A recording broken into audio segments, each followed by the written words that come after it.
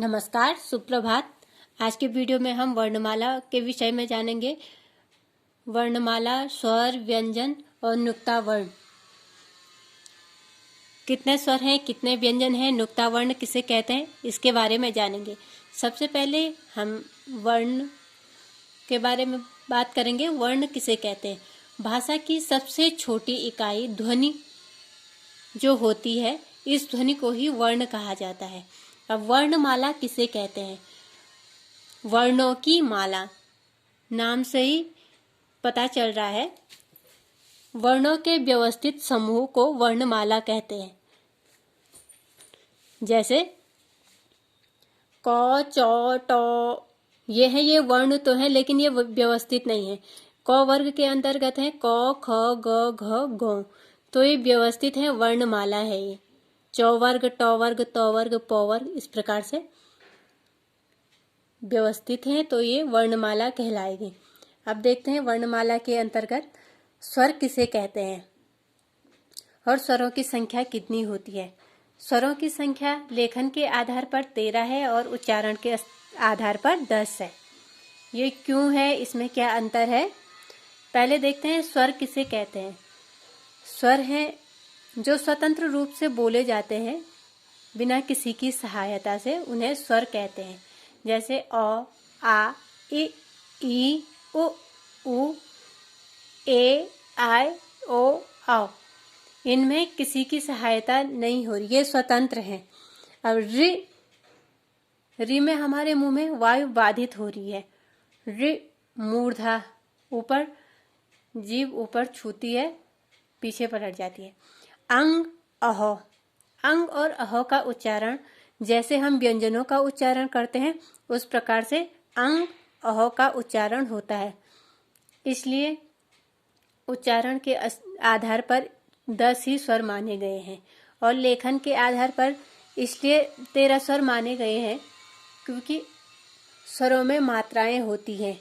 जैसे अ, आ, ई इनकी मात्राएं हैं, वैसे री की मात्रा है और अंग, अह की भी मात्रा है। इसलिए इनको लेखन के आधार पर सम्मिलित किया गया है। अब अंग और अह को अयोगवाह कहा जाता है। अयोगवाह क्यों कहा जाता है, इसका क्या अर्थ है? अयोग का अर्थ है जिसका किसी के साथ योग नहीं है, ना ही ये स्वरों के साथ सम्मिलित है, ना ही व्यंजनों के साथ। स्वरों के साथ इसलिए नहीं है क्योंकि इनका उच्चारण व्यंजनों की तरह होता है। जैसे व्यंजन का उच्चारण क, ख का उच्चारण होता है, वैसे अंग, अह का भी उच्चारण होता है। अब व्यंजनों में इसलिए सम्मिलित नहीं किया गया है क्योंकि इनमें मात्राएं हैं। जैसे स्वरों में मात्राएं होती हैं, वैसे अंग और अह में भी मात्रा है, इसलिए इनको व्यंजनों में सम्मिलित नहीं किया गया है।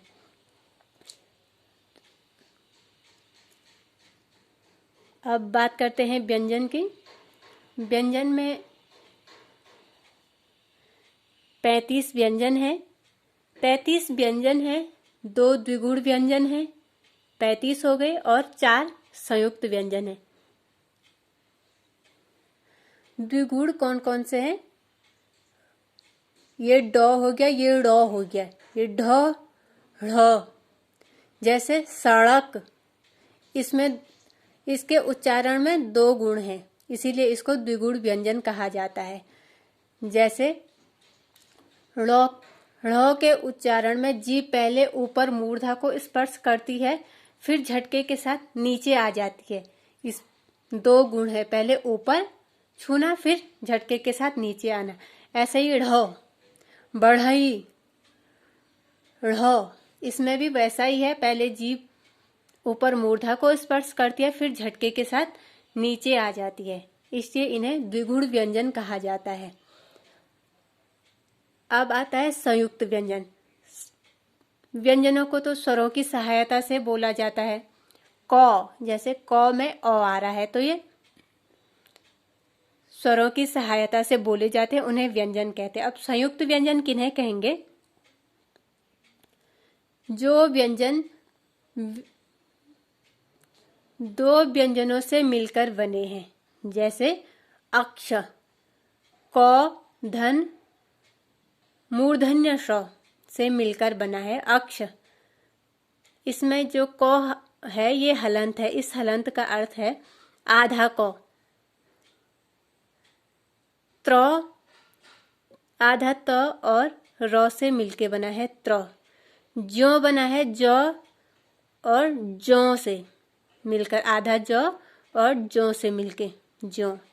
स्र है तालव्य स्र और र से मिलके बना है, इसलिए इन्हें संयुक्त व्यंजन कहा जाता है।